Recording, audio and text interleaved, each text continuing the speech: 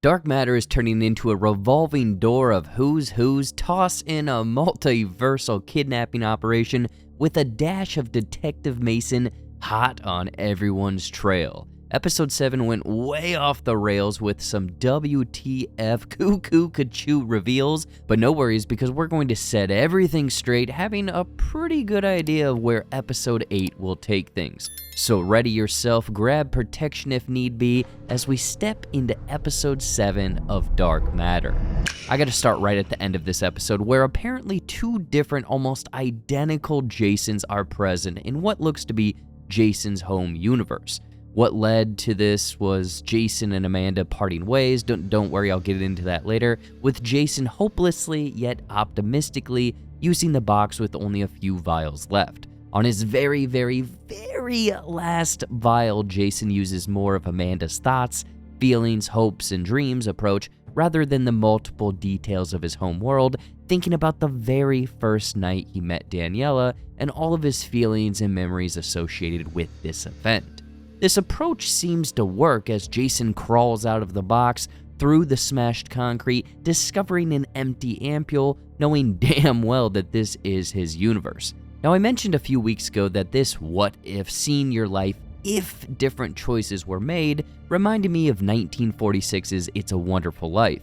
Funny enough, this ending sequence takes direct inspiration from that movie's ending, with an ecstatic main character joyfully running through the streets as snow falls, running home to their family. Heck, even the movie theater is playing It's a Wonderful Life, not to make it too obvious if, what's going on here.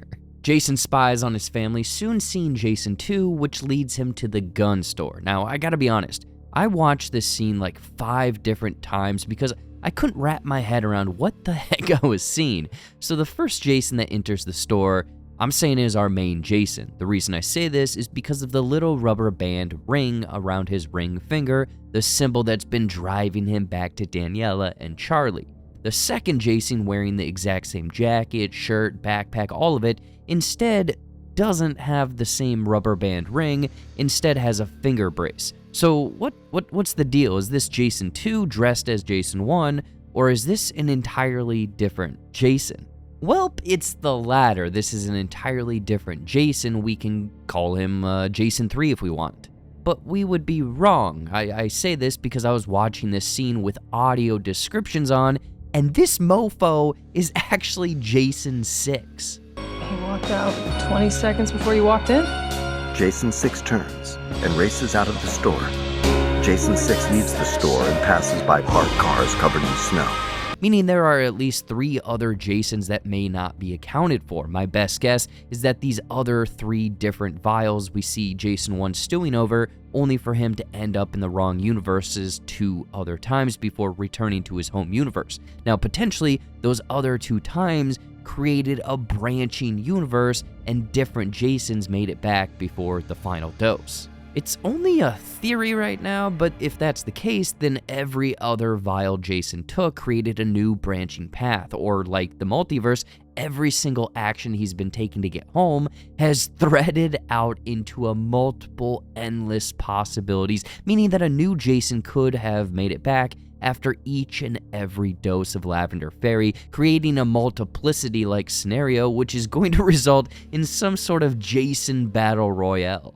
Please let me know your thoughts on this whole multiple Jason ending, because I was completely taken back by the reveal that this is Jason 6. Oh, and last thing, I thought this ending scene honestly was crafted amazingly. Like, the happy optimism of finally making it back home, only to be followed by the horrifying reality that more versions of you are running around intent on killing you. The music, pull-out, visible confusion, absolutely brilliant. Mwah! None of this could have been possible if it wasn't for Amanda's idea of writing down thoughts, feelings, emotions to bring forth their desired world. This ideal world is the one that we saw her writing about last week, further explaining how she essentially channeled empathy to be the leading attribute of this world, cleverly using this because she admired the empathy that Jason 1 possessed. They've been traveling for roughly 29 days, so this is kind of a fun, let's relax and recoup kind of day. Heck, the Green Mill bar that they stop in Also kind of looks like they may be serving absinthe, aka the Green Fairy, tying in with the name of Lavender Fairy.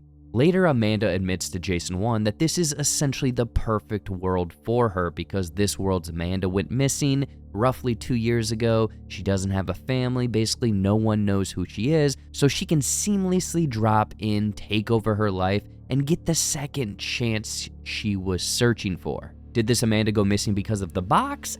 Maybe. It is a very bittersweet ending for her and Jason, though, because you know damn well that there is a universe where Jason stayed with her. I see this because, honestly, this world is a very technologically advanced world with cold fusion energy. Everyone is wearing solid colors like they're in a cult. I'm sure it's great. Jason leaves her with 2 vials without her knowing, slipping it into her purse, so I'm curious if this will come back to play at some point, who knows, as Jason leaves this world on the adventure we mentioned earlier. The last bit with Amanda in the elevator is perfectly crafted though, because first she's wearing green, symbolizing new beginnings and growth, as she's visibly scared of what the future holds, crying and in distress as the clouds are dark and kind of stormy looking, only to be relieved and smiling when the elevator hits the glow of the sun reflecting off of the skyline. This was always Amanda's journey. Lastly, Jason 2 is having a heck of a time keeping up with all of his lies, trying to plug the leaking holes of the dam before everything comes crashing down. Firstly, trying to explain to Daniela where and why Ryan was missing until things get serious and we get a nice cameo in Universe 1 from Detective Mason, hot on the case. I found it interesting that she's following very similar breadcrumb trails in both Universes 2 with Layton and now Universe 1 with Jason 2. All of this drives Jason 2 to reopen the box that he had just cemented shut. Now, personally, I thought that this was a lackluster solution to last week's ending. Like, the box is shut off. This is going to be oh, nope. Okay, it's open again. Great. Thumbs up. Anyway, Jason 2 thinks going into a different universe, stealing their Ryan, and then bringing him back to this to play the part is the easiest solution. And honestly, it might for now until someone talks to him or he sobers up, because Jason straight up got this guy drunk and kidnapped him. Before this, I really liked the conversation though between Ryan and Jason 2, revealing why Ryan didn't drink anymore in Universe 1, and this was because of a traffic stop back in high school. In Universe 1, the coin flip went one way, resulting in Ryan not having to drive, and probably scared of how close he came to getting a DUI and essentially scaring him sober. Whereas this universe, he was driving home with Two-Face, and we all know that that guy's coin is unfairly weighted, resulting in Ryan getting the DUI, losing his full ride scholarship, instead opening a garage in Logan Square. Again, Jason 2 is delaying the inevitable, and with this Ryan probably being freaked out and telling someone what happened along with the multiple Jasons running amok, I feel like next week is going to be one massive downfall of Jason 2, alluding to his thoughts and feelings in his therapy session. Heck, he might just get up and leave before all of this blows up in his face. That's everything in episode 7 of... wait. I forgot to talk about the Maximilian tease from a few weeks ago, paying off with Jason getting a quick one-on-one talk with his son who passed. We had a feeling that this would come around, and although it's a brief scene, I think it really works. It's emotional, talk of regrets, and how a parent will love their child no matter what. The interesting thing is some sort of accident happened involving Max and someone named Holly. Now, I can't remember anyone by that name. Please let me know in the comments if this name rings a bell for you, but it kind of sounds like a girlfriend or maybe a younger sister perished due to Max's irresponsibility.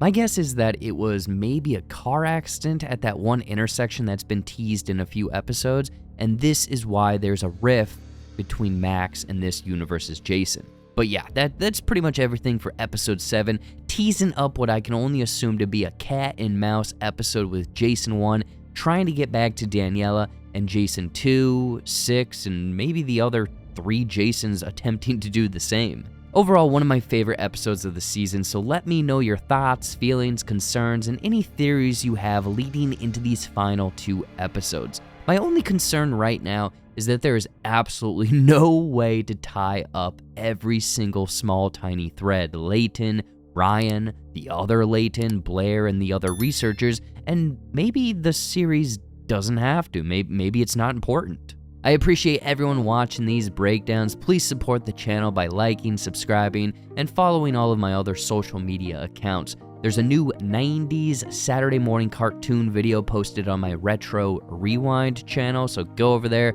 check it out in the description, and we will see ya next week. Bye-bye.